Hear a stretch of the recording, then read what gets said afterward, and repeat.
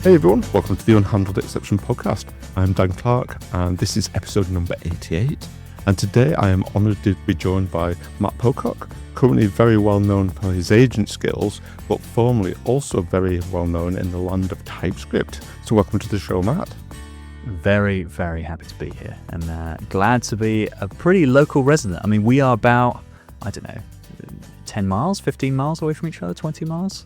Yeah, very close. We were just saying before the recording, it's kind of, was it last week or 2 weeks ago where I replied to one of your tweets, X's, whatever you call them now. Then I ended up looking at your profile and did a bit of a double take where I saw that you were from Oxford, which is, as you say, just around the corner. So very small world. I'm not even from Oxford, really. I'm actually in a village that's even closer to you than Oxford. So, I mean, very cool. So we got to definitely do something local. Yes, definitely. So for obviously this podcast is now pivoting a bit towards AI-driven development, that kind of thing. Historically, though, it's been more biased towards .NET. So whilst you're becoming more well-known for your agent skills, which we'll probably talk a lot about in this episode, a lot of listeners might not have heard of you from your TypeScript background. So could you give the listeners a bit of an intro about who you are and what you do? Sure. So I've been doing developer education now full-time since 2022. Before that, I was a full-time dev, for years before that, and I did a lot of work in the open source ecosystem in TypeScript. So I was involved in a library called XState, which was all about state machines and state charts and making things visual and basically building developer tooling to bring state charts and state machines into TypeScript. And that's a really cool project. Like, a company got formed out of it called Stately that I joined. And then from there, I went and joined Vercel, which is a kind of web hosting company. And I was a developer advocate there for a couple of months. And then I started talking a lot more about TypeScript. So TypeScript and type safety back in 2022. This was big game, and I suppose still is, really, really useful with agents, having good type safety. And bringing type safety into the JavaScript world is something that took a little bit of time. And I think everyone has now realized, yes, this is the way to do it. There used to be, I think, even the way that TypeScript got formed was actually people were taking C# code and writing their code in C# and then transpiling it to JavaScript called Script Sharp, which you may have heard of. And the TypeScript team got asked, should we productize this? And they realized, no, let's actually make something different. So I think C# and TypeScript sort of have and the same founding father as well. So that then, I made a course called Total TypeScript, and it blew up, went mad, allowed me to go full-time on it, quit Vercel. And I've been really doing developer education ever since. And since AI came out, I've been pretty fascinated by it. And I've been trying to build stuff to make using AI easier, more sensible, and more focused on the user rather than the agent. I think that we can talk a lot more about this, but a lot of tooling out there really tries to empower the agent. I think that the user and the driver should be the one in control. Yeah, I think we're going to cover a lot of different angles in this chat. We did say offline that we wouldn't plan it at all and just go completely, what was the term you used? A ramble, I suppose. I don't know. Off the cuff, off the dome. Yeah, that kind of thing. Ad hoc. Yeah, it should be quite an interesting organic conversation. But before we do dig into AI, just a few small reminders for the listeners. Firstly, this podcast has its own Discord community. If you head over to the website unhandledexceptionpodcast.com, you'll see a big Discord link there. Also, I have what was a monthly newsletter, but I've now changed it to weekly because AI news changes all the time. So a news item at the start of the month was very out of date by the end of the month. So I've now made it weekly. The next one will be going out this afternoon. It's each Friday. And that includes it did include a dev pick and a dev comic pick each one, as well as news items about, AI stuff, .NET stuff, and various things. I can't do a dev tip and dev comic pick every week. Now it's weekly, but I'll be mixing them up and doing other stuff as well. And it's updates about the show as well. So it's a great way to keep up to date with dev news items and AI news items. If you want to sign up, there's a subscribe link on the podcast website. And lastly, a quick reminder that this podcast is brought to you by Everstack, which is my own company providing software development and consultation services. For more information, visit everstack.com. And also all my links, socials, contacts can be found on danclark.com. Right, sorry, that's out of the way now. So now we can geek out on AI stuff. Now, you kind of mentioned you pivoted with AI and your GitHub repository has like 5 billion stars and everything. And it's so impressive with how popular that's become. And I guess that just starting at the one that I keep on hearing about is the Grill Me skill. Is that a good place to start? Definitely. It's the right intro for my skills for sure. I mean, the skills repo being popular really took me by surprise, to be honest. Like I just put it up there because I thought, oh, this will be useful as a reference for when I'm talking about things. And I was mostly not focusing on AI coding before, or like I really spent most of 2024 kind of focusing on building, putting AI into apps, building kind of chatbots, sort of chat experiences, integrating AI into existing stuff, because that's kind of where I thought things were heading. And I just last year, was it last year, maybe this year actually, I put out a course actually on focusing on AI coding. So all the stuff like learning about how to integrate AI into apps, it turns out that knowledge is really useful when it comes to actually working with harnesses as well, because it's the same models underneath, it's just different wrapping. And the skills then sort of just really took off. And I sort of was checking them. Oh, they got 5K stars. Or check them again. Oh, they're 23K stars. Oh, 45, and up to 185K stars. It's ridiculous now. 11 million downloads of these skills. They've just gone absolutely nuts. It's the most influential, biggest thing I've ever done in terms of open source. And the Grill Me skill is the one that's kind of the hook, really. It's the thing that people really like. When I was using plan mode in like Claude Code is what I was using. When plan mode came out, I really loved it because I love the opportunity to align with the agent before you built something. What I noticed was tons of times you would speak to the agent, you would get it to do something, and then you would end up, in fact, this happened to me last night. I went to a restaurant and I ordered a chorizo salad and I got a chorizo sandwich, right? So I had to send it back. And what I was finding is I was just having to send things back all the time to AI. And Grill Me, what it does is quite good actually with the Grill Me and the chorizo. It aligns with you, it interviews you about the thing that you're building really forcefully. And it can often ask you like 40 questions or something. So you're really aligned, really tests your idea. And I found that it wasn't an original idea to me. I think I saw it from a Tariq thread who works in Claude Code, who says interviewing is a really powerful technique. And that's all Grill Me does. It's like 5 lines of text. It just interviews you about the thing you're building until you reach a shared understanding, and then you're good to go. You've got the interviewing you about a bit of work that's going to be done. I think you've also got a very similar skill, because I saw one of your skills was about teach or something. It's kind of a different context. It's where rather than grill me about something you're going to create, is like teach me what's in the context, what we're talking about. And I'm assuming that's what your teach skill does similar. But it's just so powerful switching it around rather than you asking the agent stuff, whatever it is, get the agent to ask you stuff. Exactly. And I think what it does is plan mode does a bit of this, right? It does a little bit of asking you clarifying questions, asking you a few bits and bobs, but it has a little bit of what I'm going to call an asset rush. It's rushing towards creating an asset. It's like a premature completion. So it knows what it's supposed to be doing and it rushes towards trying to get there in the most efficient way possible. Now, I think this is a kind of, we know that agents and large language models are sycophantic, right? There's an element of sycophancy, which is they are trying to get to the right answer as fast as possible because that's what does well in benchmarks. So if you can do well in a benchmark, then you're probably going to be doing well in real life. But what I've found is because of this sycophancy, this rush to create an asset, in this case, a plan, it will just ask you a couple of vague questions and then create a plan. Whereas Grill Me doesn't actually say create an asset. It just says interview me. And so what you're doing is you're hiding the completion step, hiding the next step from the agent so that it spends more time, does more legwork on the current step. And that's the theory behind Grill Me. You're essentially hiding information from the agent and saying, don't implement it yet, just interview me. And then you are kind of in charge of the stopping point. What I found is most models do find a stopping point, and then the conversation that you've just had becomes the asset. You just reminded me then with the Grill Me, I think you either retweeted someone else's tweet or you quoted it or something, but you mentioned that someone had mentioned that they used the Grill Me skill in an interview. And I think, were they the interviewer or the interview? I think they were the interviewer, weren't they? And that was part of the test.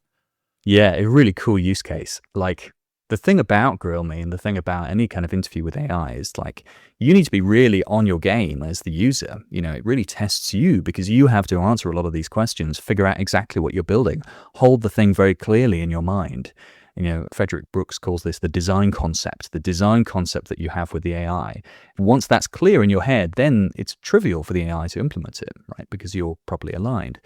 And so this guy messaged me saying, yeah, we've been using Grill Me in interviews for new candidates because it turns out it's a really great way of seeing how people interact with AI, how they understand things and whether they can hold the clarity of the thing they're trying to build in their head, whether they can reach a design concept.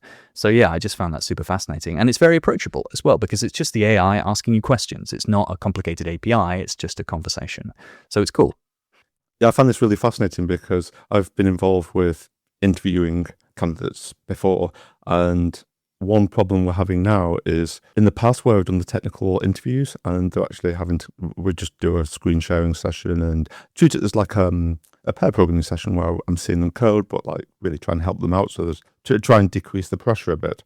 But given that I personally don't code anymore because AI just does it, as in the value we got previously from seeing candidates' actual code, how they use tooling, use their IDs and stuff, and because I got a lot of value from that. But actually, now I want to see how they use AI agents. But then by doing that, you're also we're missing out on seeing some of the skills that we would have been looking for previously. But does that matter? And I don't know. I don't know the answer to that. Yeah, let me reframe this a bit, which is, in his book, A Philosophy of Software Design, John Ousterhout talks about tactical programming versus strategic programming. So tactical programming is the sergeant on the ground fighting the battle. It's the day-to-day work of coding. It's using your IDE. It's the stuff you would probably in the past interview technically for, right? Because it's quite easy to see when someone is a good tactical programmer. You just give them a task, you watch them do the task, they do it. But then there's strategic programming, which is the long-term view, the general trying to win the war, not just win the battle. It's how do you build a code base that's going to get better over time, going to be easy to contribute to. Are you building the right stuff? It's being product minded. It's trying to fit everything together. It's the plumbing that you have. Is the CI working correctly? Are you catching all the bugs that you could? So how do you interview for strategic programming? Because AI has eaten tactical programming. It's gone. It's that you can't justify spending time doing it anymore because it's so cheap to just get a very good AI to do it. So how do you interview for strategic programming? And I think the Grill Me one is an interesting way to try to get there. I don't think it perfectly gets it, and I don't know whether it's possible to interview strategically. One thing that sort of comes up in my head when I think about this is, how do we train the next level of juniors to think strategically about programming? Because if tactical programming is not important anymore, how does anyone learn strategic programming?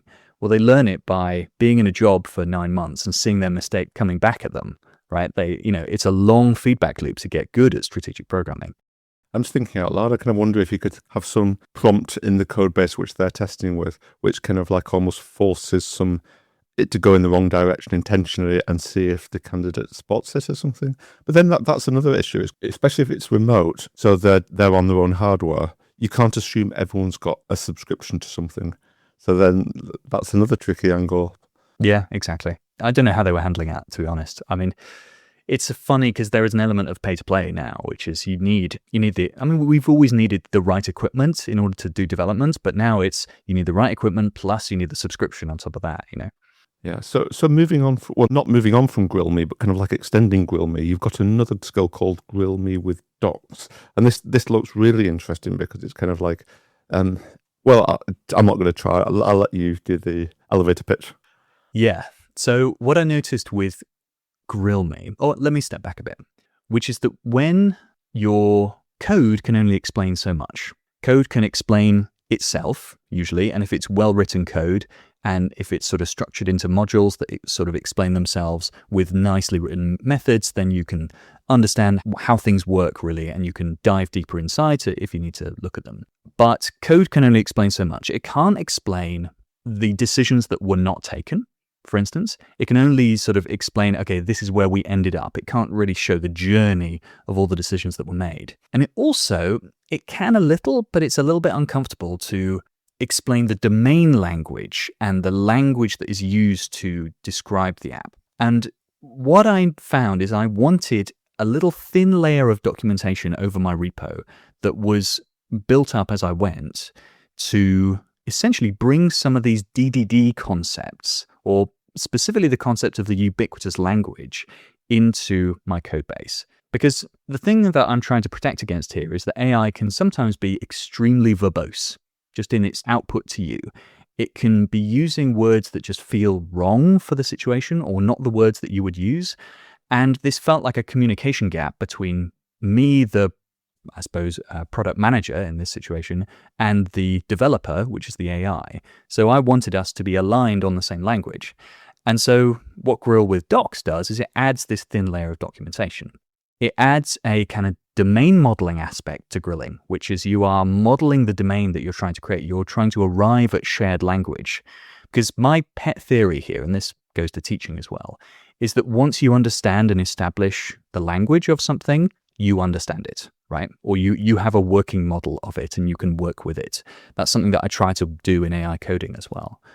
And I found that this was just immense. It was a huge night and day difference, because I have applications that I maintain that I use for my day-to-day work. I have a video editor that I have built and use, and a sort of course planner and stuff.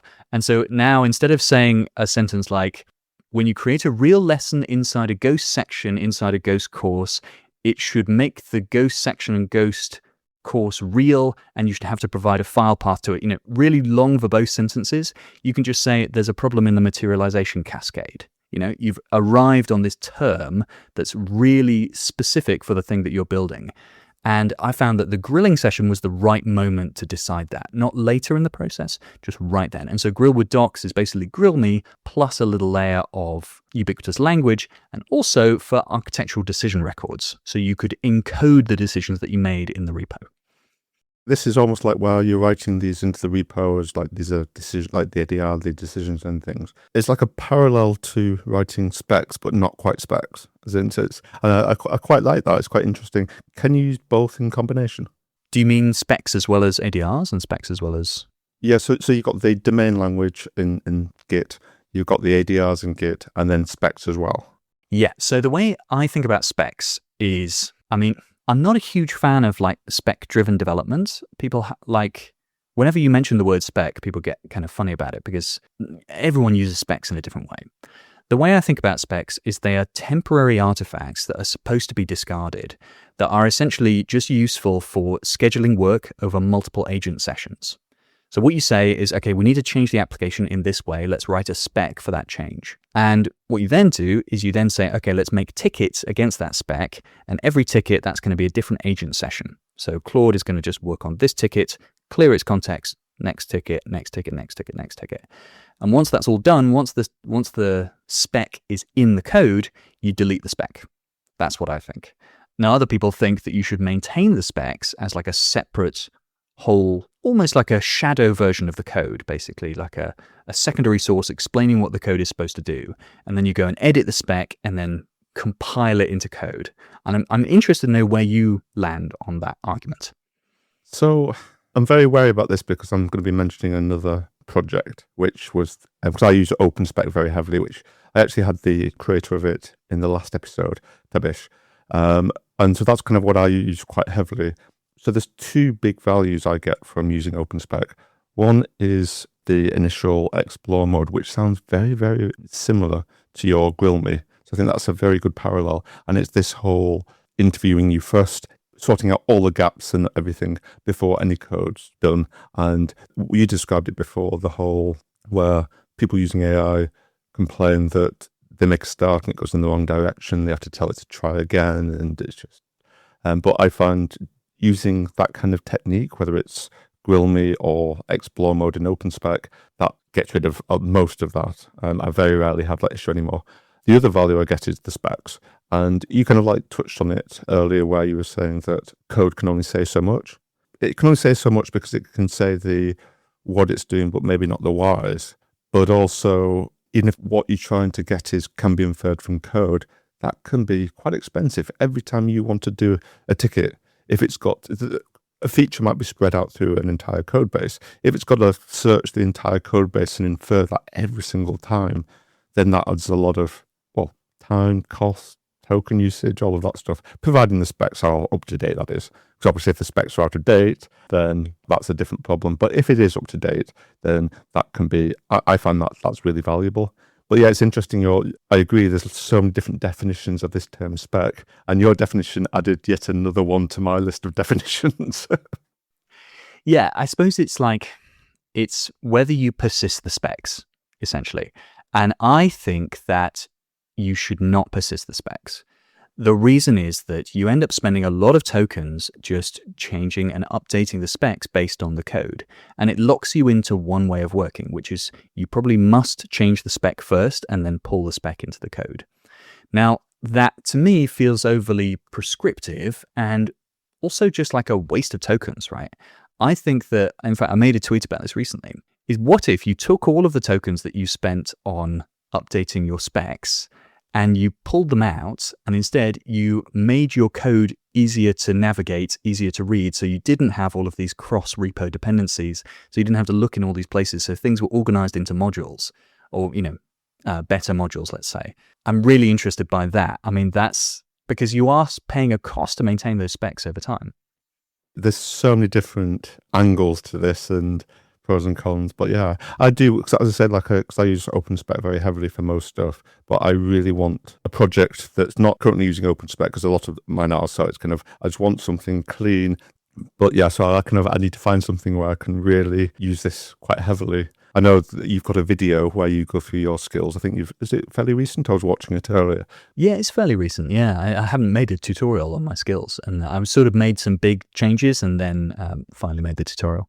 Well, definitely include a link to that in the show notes. I'm really interested. So just jump into another one of your skills. I think this is a more recent one, but the Wayfinder skill, that sounds fascinating. It's a really fun one. What I noticed was when you're grilling something, you're kind of tied into the current shape of the session that you're in.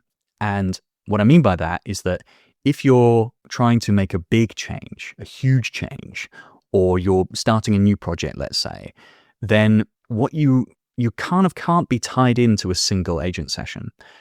I personally believe that you get the best juice out of your agent session in the first 150k tokens or something, a really narrow window. And this is something that Dex Horthy, who's a guy behind Human Layer, which is an agentic IDE, very influential on how I think about agents and models especially. He calls this the smart zone and the dumb zone. Basically, there's an area where the fewer tokens you use, the better responses you're going to get, basically. And I like to do the bulk of my work in the smart zone because it's cheaper, you're spending fewer tokens, and it's also, you're getting the best results because the agent is not suffering from attention degradation, they're doing their best work. So what I wanted was a way that I could plan huge amounts of work over multiple agent sessions, just like I want to break down big implementations into multiple agent sessions so they all fit in the smart zone. And that's what Wayfinder is. It's a way of, you basically say, I want to do these big changes, and it creates a map of decision tickets. So just like you have an epic and you have tickets underneath that epic, then the map is kind of like, this is where we're going. We are eventually trying to create a spec. We're going to try and create a massive spec that has all the information we need in it. And every decision ticket is a session that you then go and get grilled in. So you can get grilled in them, or you can maybe do research in them. So you might need to go and find external information, or you can do prototyping. And prototyping, I think especially, is really underused and really a very important technique for getting good results out of your specs. Because if you've got a prototype that looks how you want it to, that behaves how you want it to, then the agent, that's catnip to agents. Like they can just copy parts of the code, they can just go in, read methods directly, and they're very good at just turning that into production code. When you said session then, so is that actually creating files on disk and then you would spin up a new Claude Code or whatever instance and then tell it to look at a particular one of those tickets? The way it works is it can connect to any issue tracker, but it creates issues in your issue tracker, or tickets. So if you're using Linear, it will create issues. GitHub, it will use issues. And I use GitHub, so it just creates a single GitHub issue, which is the map, kind of like the parent. And then it creates sub-issues with blocking relationships to say this decision is blocked by this decision is blocked by this decision. And there's even a section of sort of fog of like stuff we can't tell yet because we haven't made the requisite decisions on the way. So it's stuff we can't even scope into tickets. So I really like it, and I've been using it for even non-coding stuff. So we need to build a garden office at some point in our garden. So I've been trying to use Wayfinder to go, okay, and it convinced me to call a surveyor so it looks at the land. It's so good. It's like just being able to map the decisions that are required. This is something I always found fascinating when I did a lot of agency work, trying to figure out what people want. Is so cool. I love that process. And Wayfinder is the tool I wish I had back then. Don't let me forget later on to come back to the projects we're using AI for the talent code project, because that's definitely an area I'd like to cover. One of the points mentioned before about the smart zone and the dumb zone, does that apply if using like a 1 million token context window? Yeah, this is always the question I get, which is that why would they sell a 1 million token context window if only 150K of it is usable, quote unquote? Well, the truth is that when I'm talking about usable, I'm trying to get the cream of the context window. I'm trying to get the best stuff, because I think that the higher quality output you get from agents, the easier your life is going to be, because you're not having to do cleanup and things like that. So yeah, like the context window is really just a number that these guys pick, the developers pick, to gate how many tokens are coming into their model. Because the fewer tokens that come into your model, the less infrastructure you need to handle those tokens. And so pretty much, I don't know the internal designs of these models, but you look at things like, what was it? Scout, I think it was like a llama version that was released ages ago that could handle 10 million tokens. Like you can just push loads of tokens through these models. It's really just this is the maximum we feel comfortable handling at this moment. And it doesn't really have a bearing on how the model behaves. You can just stick more tokens in it and it will just degrade and behave worse. So what I mean to say is that the smart zone dumb zone is not like a hard drop off. It's not immediately you're going to get really stupid tasks. It's just a very, very simple heuristic to say that you should probably spend most of your time in the smart zone if you can, and break down tasks to work in there. You can just go into the dumb zone, especially if the task doesn't require that much high quality. If it's just like a mindless refactor, lots and lots of stuff, or just like an implementation that takes a while, then you can sneak into the dumb zone. You're just going to get slightly lower results or slightly worse results for every token you use. Yeah, that makes total sense. Going back to what you were saying before about tickets, so you mentioned like GitHub, like Jira's one, I assume. This is one problem, like my current main client, we're kind of like, do we do sprints? We've got like developers who are just using AI now. We've got like the product owners and all of the kind of typical sprint-based structure.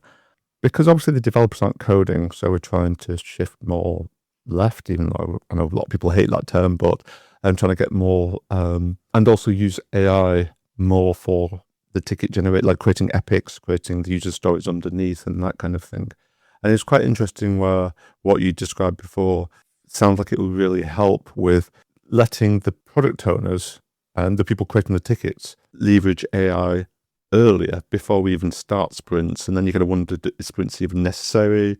And one thing I kind of always wonder whether, or not always wonder, but recently been wondering whether the best way of working actually is a mob session at the start before creating tickets with the product owner, a QA person, a developer, and an agent using something like Wayfinder or whatever the skill is, and then having it grill the mob session, and then the team discuss the questions that's been asked. We can then feed back into it, and the agent just becomes part of that mob session.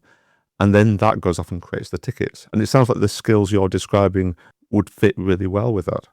Yeah, it's actually something that I needed to tackle recently. I don't do a lot of collaboration because I mostly work on my own or work with a partner who sort of handles the course creation side.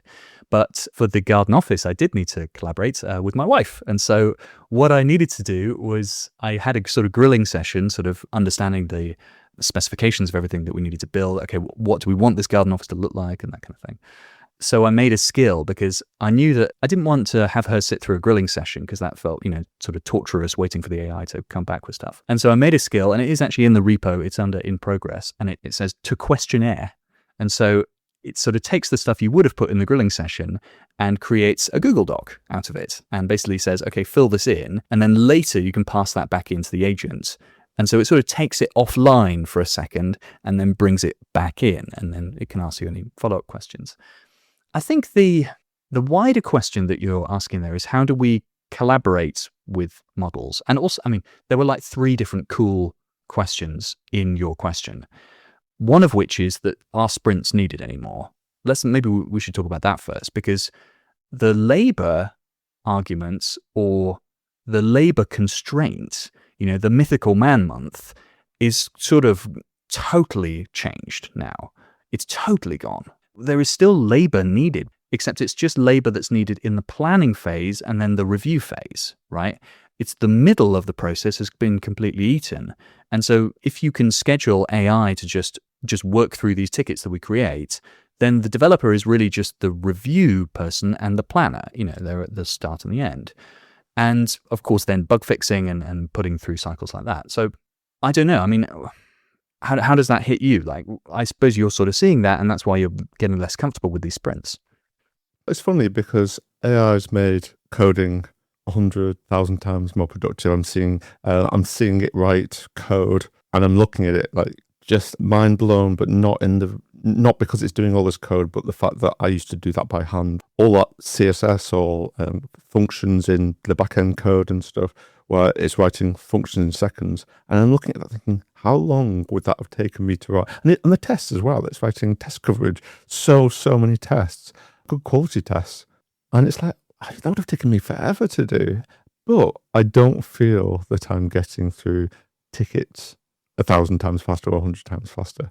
It's quite interesting where it really shows that there's lots of other things that developers do. We aren't just code monkeys typing code. It's the strategic versus tactical, right? Like, that was the strategic stuff that always took the time, and misalignment as well. You would just create the wrong thing for clients, the communication gap. And so aligning, making sure everything is lined up, and then making sure everything is correct at the other end, and making sure we're building the right thing. All of that is time-consuming work that has not gone away, So we're still constrained. It's just we're constrained in different ways. Yeah, and I think it shows the developers worried about losing their jobs. I'm still working 8 hours a day or whatever. It's not like I've got nothing to do now. I never get that, even though I've got Ford running off and doing a whole bunch of stuff, which would have taken me forever to do. So I find that quite interesting.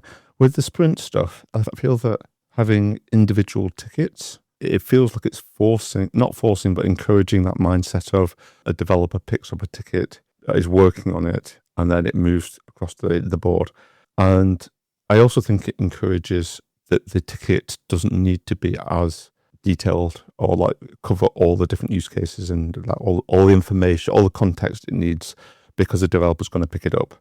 And actually the ideal is that the ticket has enough context that it's already done that grill me session. It's got enough context that the agent can go off and just do it overnight in the background, like away from keyboard kind of thing.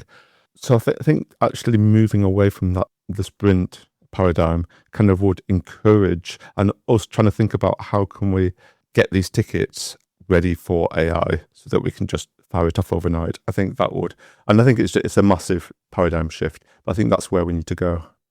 Yeah, I think because people have this fantasy that you can set up like AI to just work overnight. The humans work the day shift, the AI works the night shift. But then what happens in the morning, when the AIs come back and it's maybe produced something that's not aligned, or it's produced work that's okay but needs improvement.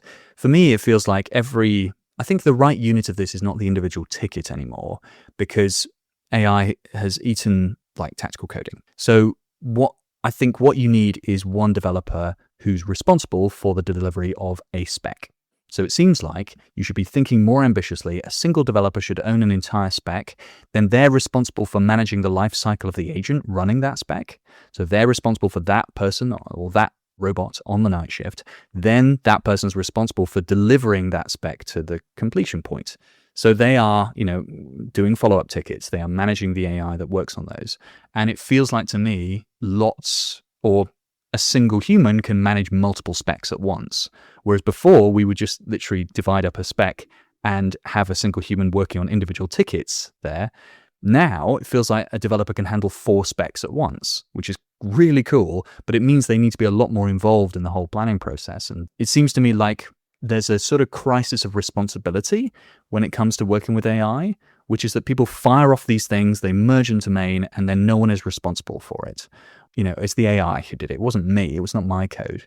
Whereas if you have a person who's directly responsible for each spec, each massive change, I think that not only makes the division of work a lot clearer, it also means that it's their code. They are the ones who put it in. Yeah, you just reminded me then when you were saying about ownership over whatever AI is created. One thing, and hands up, I find myself doing this, so I'm having to resist, is if you just let AI do it, and then say in a meeting or something, someone asks you, oh, how does that bit work? And I'm like, oh, I don't know, Claude did it. And it goes back to this teach me skill we were talking about before, where I can actually, where I found myself naturally, it works, it's fine, Claude's done it, but I'm trying to stop myself from getting into that position where if someone asks me something about an implementation detail or a decision or whatever it is, that I can answer that without having to say, oh, let me just ask Claude. But it's almost like, if you go back with TDD, where it took a lot of mental willpower to actually make sure you wrote good test coverage, where now it feels like it's a lot of mental willpower to make sure you understand it. Yes, I mean, there is an element, though, that delegation is healthy, right? It's healthy in organizations, and I think it's healthy with working with AI. I don't think, sure, we are responsible for the code we ship, but I don't think we necessarily need to be responsible for understanding every line of it. I think that, again, it's tactical versus strategic, right? You are responsible, definitely, for the overall shape, for how that impacts the rest of the code base. For have you thought about how you're going to modularize your code and design it so that other people can interface with it properly? If you haven't done that, then you should definitely be on the hook for doing that. But do you need to be responsible for every line and every function inside those methods that you've carefully designed the interface of? Probably not. I think of interface versus implementation as a really key barrier here, which is, I think, in a lot of cases, you should design the interface and delegate the implementation. That feels really natural to me, and it feels like, okay, once the AI is working with an interface you designed, then it's going to do a pretty good job. And that is something we've had for yonks. That's not AI really, or not AI related.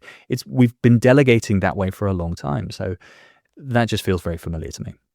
And I guess if the tests are against the interface, so you're testing behavior, not necessarily little implementation details, then it just fits hand in hand. And the fact that AI is so good at writing tests, then you can make sure you've got really good test coverage to make sure that, in the same way as a human developer, if you're writing more tests, you've got more confidence as you create more features and stuff. And the same applies with coding with AI. I've had it quite interesting where we're kind of anthropomorphizing AI, like you were talking about being a product owner or something now, and then delegating to AI as if they were developers. And then I love the way you used the term night shift before. So although imagine that you kind of like, you set it off on a night shift, you get to in the morning, and it turns out 5 minutes in, it asks you a permission question or something. Exactly. Yeah. They're always screwing up things on the night shift. Absolutely. That's not mine. That's Jamin Holgram's. So that's a really nice phrasing. Yeah. I love Claude Codes just with that permission thing with the auto mode now. I've changed it in my it's not the default, but I've changed it in my settings to the default because it's the constant nagging of permission checks. One of my main clients, we use GitHub Copilot, but the GitHub Copilot CLI as tooling, and they've got an auto mode, but unfortunately it's not the same thing. Where with Claude Code, the auto mode it's using like AI to actually decide, is this permission okay to let through? But it's not making business decisions for you, where the GitHub Copilot one, unless they've changed it, it looks at any questions and tries to answer it for you. So I find that I don't think they have changed it because I have experienced this recently, but it's kind of making, when it would ask you a question about the direction we want to go, like an actual business decision. Oh my God. So during grilling, it would answer itself. I've not tried it with Grill Me. I need to try that actually. That's quite interesting. But the kind of where with Grill Me, when I've tried it with Claude Code, it's text, isn't it? And then you type in the answer. Is that always the case? Or does it use the ask question tool?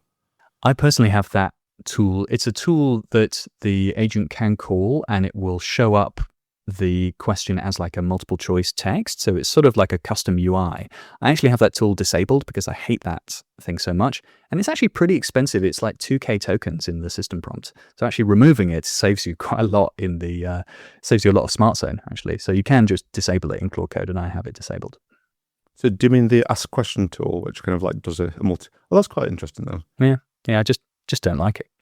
Because quite often so another skill I kind of like use quite heavily, which is my own one, is just like a paragraph, but it's just /1 at a time. Where sometimes, as you mentioned earlier in the recording, that AI can be quite verbose, and sometimes it would just too much information. I don't want to read it, and then do /1 at a time. And I put it in the show notes of the last episode actually because I mentioned it. It literally just says any questions or information you want to give me, then just ask me one at a time, give me opportunity to ask questions about that thing. All of these things, from like the open spec explore mode, grill me, they're all converging on. Yep, superpowers, brainstorm, absolutely. That's honestly how this year feels. It feels to me like, sure, lots of things are changing. People are releasing new skills and, new harnesses are coming out. New harness features are coming out. But it honestly feels like not that much is changing about the fundamentals. We're all like just coming towards a set of tools and a set of way of doing things that all feels relatively similar. There are still like disagreements, like, do you persist your specs, for instance, how much prototyping do you do, blah, blah, blah, blah, blah. But we're all in this same flow where you plan the work, you execute the work, you review the work, then you human review the work, and then it gets merged. That's all seems to be what we're agreeing on. And that feels to me really positive. And actually, that's why I'm starting to feel like, okay, I can release courses in this environment, because before trying to make a curriculum on AI coding, before even Claude Code existed, that'd be a nightmare. I was thinking about making like a Cursor course or something, but now, Cursor is sort of losing popularity a little. So, it's sort of feeling more secure in the AI coding world at the moment. And people say to me all the time, oh, things are changing too fast. And actually, if you look at it, they're not changing that much.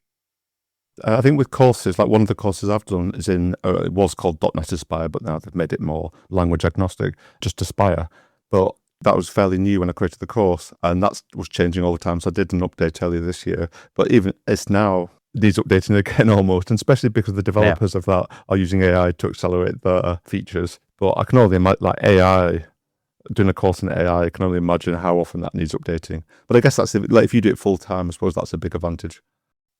It's a big advantage, but there's only infinite time, or no, there's not infinite time, and I've got a young child as well, so less time. But I enjoy it. That's why I do this stuff.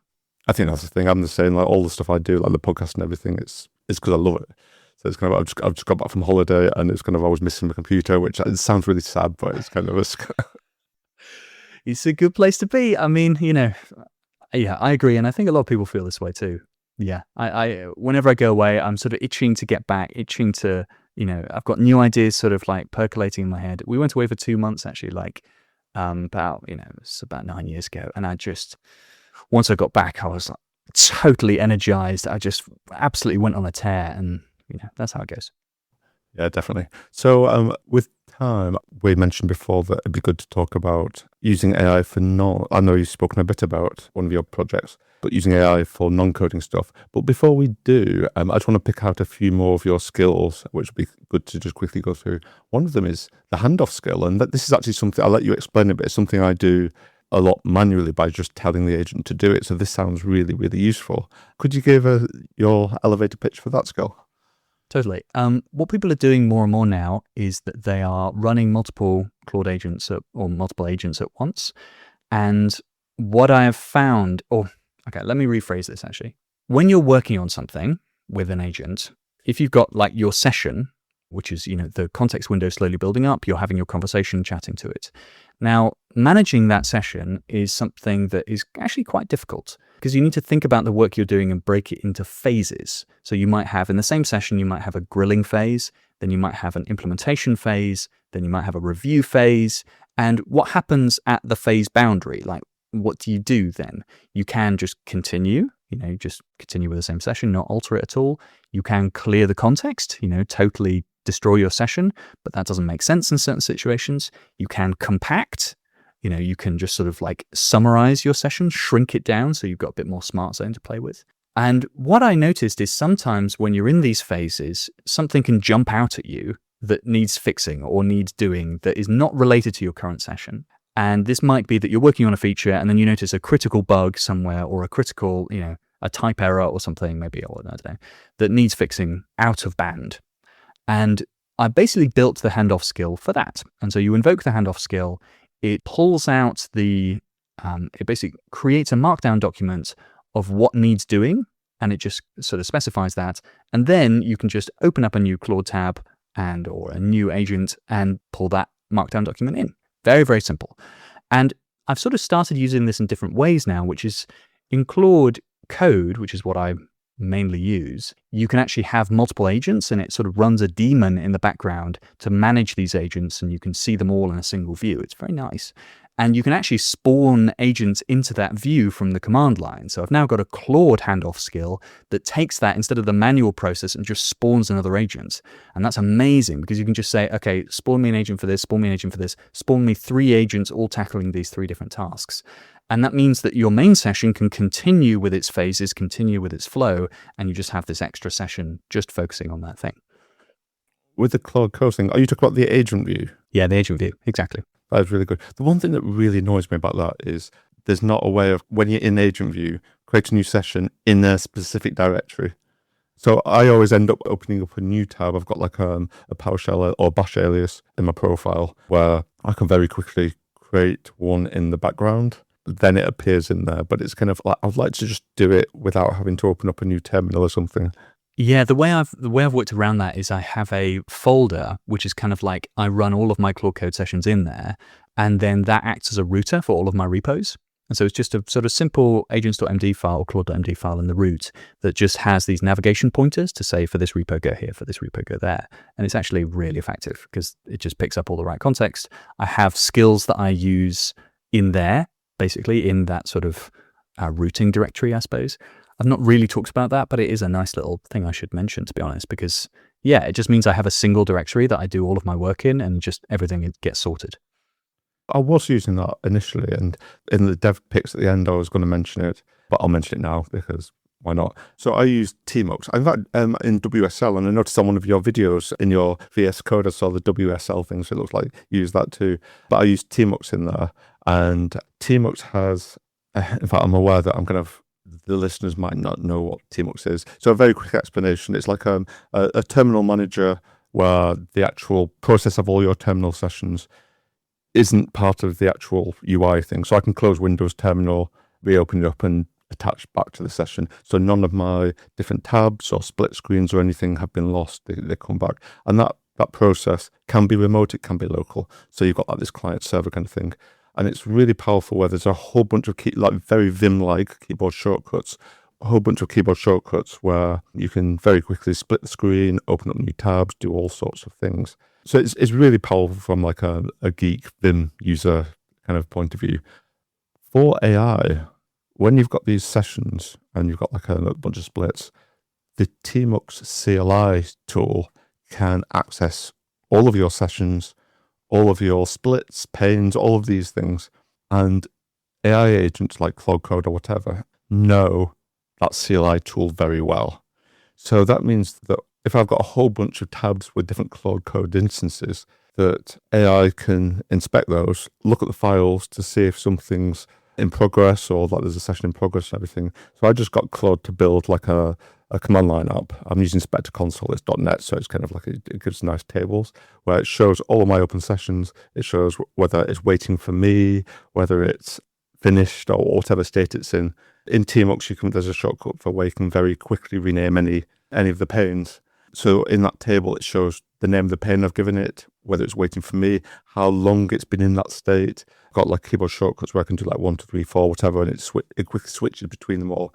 And it's like, I know there's lots of GUI tooling which does this session management, and there's lots of tooling being created. But the fact that I just told Claude Code to create it, and it created it. And I've got this workflow, which is very specific to me. I've got like a split screen, one with this table in, one with a whole bunch of Tmux tabs in, and I can see what's waiting for me. I absolutely love it.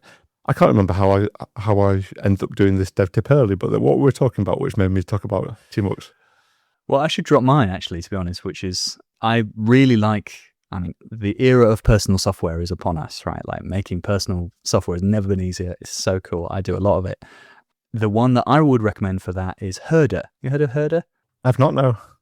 Oh yeah, it's kind of like what you've built, but open source. So it's extremely cool. It's essentially a little layer on top of Tmux. I don't know if they use Tmux internally, but it's got integration with all of the popular agents out there and harnesses, so you can use Claude in it, use Codex in it, all that stuff. And I've not quite gotten to grips with it yet because it's got a sort of incompatibility with the dictation tool I use. So I can't dictate into Herder for some reason at the moment. But Herder, HERDR, is definitely the one that I'm looking at in terms of cross-agent version of Claude agents. I was going to say I would look into that until you, because I saw in one of your videos you used the same as me, Whisperflow. Nice. I'm aware that would be another tangent we would get into talking about Whisperflow, but with these like Grill Me sessions or Explore Mode, the one I use, being able to just hold down a shortcut and brain dump is absolutely insane. It's so good. So yeah, I'll put Whisperflow in the show notes. I mean, we should just spend like 2 seconds talking about that because I think if you're not using dictation, you've really got to try it because it's unbelievably good. I work in an office on my own, so I don't have any sort of social like worries about dictation, but there are offices in San Francisco where there's just loads of people just whispering into their microphones like this, which I find so funny as an image. But it's just so good because AI is really good at picking out transcription errors in text and just sort of barreling on and understanding what you meant. And so it's never been better to have dictated text as an input because you don't need to worry really about what you said. You just sort of go, okay, I'll talk about this, and you blast it in, and it's just an unbelievable amount faster. So what I tend to do is I will tend to run multiple grilling sessions at once, be switching tabs, grilling in this one, dictating out text in this one, dictating out text in this one. And Whisperflow I found is good enough. It's okay. I've had some issues with it, but I've got the annual subscription now, so I'm locked in. It's good enough. I've tried a few different ones. There's an open source one called Handy, where it downloads like a model, and I found it's okay, but it's kind of not Whisperflow. And then Claude Code's got one where you can just hold down the space key. GitHub Copilot CLI has I've recently added one where you can do the same, but it's just not the same. I just Whisperflow's really good. And there's mobile apps as well. So if I'm out for a walk and I need to send a WhatsApp message, I just talk into it. Oh, I haven't found that yet. I'm going to use that now. Oh, it's so good because you've got this little button that hovers over when any text box is like focused, and you can just press it, dictate, press it again, and it's there. So it's brilliant for WhatsApp. You've convinced me. Awesome. That's great. This actually leads it well into the personal software kind of thing. So one of the things I'm using Claude Code very heavily for is I've recently got into running. And so I've got a Garmin watch, and there's not an official MCP, but there's a few people have reverse engineered and created MCP servers. So I picked one of the popular ones, and now I get it to, every time I do a run, I get Claude Code to pull down per second, pace, heart rate, all of that information down, and it's my coach. And the reason this ties into Whisperflow is because, as well as getting all that data, because in Garmin Connect, when I do a run, I can add a description. When I finish my run and do my walk, because I always do a walk before and after, so I walk to the local fields as a warm-up, and then when I finish the run, walk back as a cool-down. So in the cool-down, I just open up Garmin Connect, the description tab, tap the Whisperflow button, and just any thoughts I have about that run, any things about it, I use Whisperflow to do that. And then when I'm back home, I'll kick off Claude Code. It pulls down all the run information from the run, including that description, so it's got that context, and per second information about paces, heart rate, and all of that kind of stuff, and just tells me how it went. It then can create my next run and upload it to my watch. So all of the perfect, it's just insane, all the stuff you can do with AI. And I've got like loads more like that where I'm just getting Claude to do stuff. It's cool. It's so cool. I mean, this is something I did relatively recently, is I've been trying to make all of the tools I use, all of the inputs that I have in my business, like Twitter and Gmail and Discord and YouTube, etc. I want all of those channels accessible to AI, we've sort of running out of time, but I'll finish here, which is that I've been working on a wiki for all of these inputs because I get an enormous amount of data coming into my business. I've got 300,000 followers on Twitter, 300,000 subs on YouTube or something. That's way too much information for one person to pass through and remain sane. I've tried, it doesn't work. So what I have now is I have an ingest bot that runs every 3 hours that takes all of that stuff and pulls that into a wiki. And so I have a wiki of markdown files sitting on a repo. This actually runs in GitHub Actions. It's pretty good. And so how do I make use of the wiki? Well, I make use of it when I'm planning courses and stuff. I say, what are people confused about? What are people talking about? What would people be interested in content about? And it's usually really good. But also I get a daily podcast of stuff that's changed in the wiki that people are talking about that day. And so I've got a private podcast feed. I use text-to-speech from Gemini, and it creates a podcast of 2 people chatting about the stuff that's changed in my audience that day. And that just, 15 minutes while I'm washing up in the morning, it's so cool. It's funny that earlier on in the recording where we mentioned about both living in Oxford, and I said I was replying to one of your tweets and I saw on your profile that you're from Oxford. It was that tweet that I replied to because I love that idea of a personal podcast so much that after seeing your tweet, I told Claude to build one for me. Nice. And now I'm listening to I've got my own. So it's got like general news, so not just tech news. It's got tech and AI news. I'm probably going to extend it to pull from things like my calendar and tell me about things I've got upcoming. I'm using like one of the open AI voice models. I think that was quite cheap and the voice I picked sounded quite good. But yeah, like when I'm on the run, I just like listen to it, catch up. But yeah, that was driven by your tweet. Sensational. Oh, it's so good. It's so good. I mean, I've loved podcasts ever since I was like 13 years old. I was into podcasts in 2003. I was downloading them onto a CD player, listening to them onto my paper round. So I'm very podcast pilled. Oh, what was your the podcast that was your hook into listening to podcasts? It was BBC Radio 5 Live's Fighting Talk. That's what it was. I freaking love Fighting Talk. And in the Colin Murray era, and I just loved listening to all these old dudes talk about football. It was great. I think my one was Security Now by Steve Gibbs. Oh, I didn't know that one. So that's what got me into listening to podcasts. And that was quite a long time ago. I think it's still going. It's going strong. But I've just not listened to it in a long time. But then it was .NET Rocks. My main language is .NET. And then after COVID, I started my own. Nice. It's still going, but not as frequent as I would like. But it's still going. And obviously now pivoting more towards AI because, I've realised I've always been interested in, I thought I was always interested in coding, but AI has made me realise it's not coding. It was 2 things. It's building stuff and tooling on a computer. So I've done a course on JetBrains Rider where using productivity tips and things in the IDE where you can quickly do refactoring on various things. And so I've always been interested in that, but now I'm not using an IDE because I'm using a coding agent. I'm interested in AI tooling. So it's taught me about myself, actually. What was I always interested in? It wasn't actually hand typing code after all. It's the tactical versus strategic again, right? The strategic is the stuff that matters.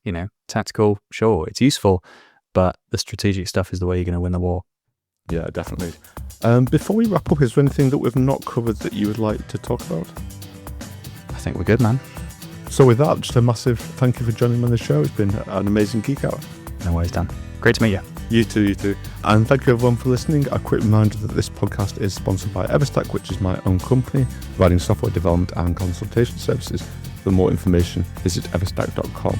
And if you're enjoying the podcast, please do help me spread the word on the socials. I normally use the hashtag #unhandledexception, and I can be found on Twitter @Drakan, and all of my socials are on dancloud.com. And we'll include links to everything we've mentioned today in the show notes, which can be found on unhandledexceptionpodcast.com.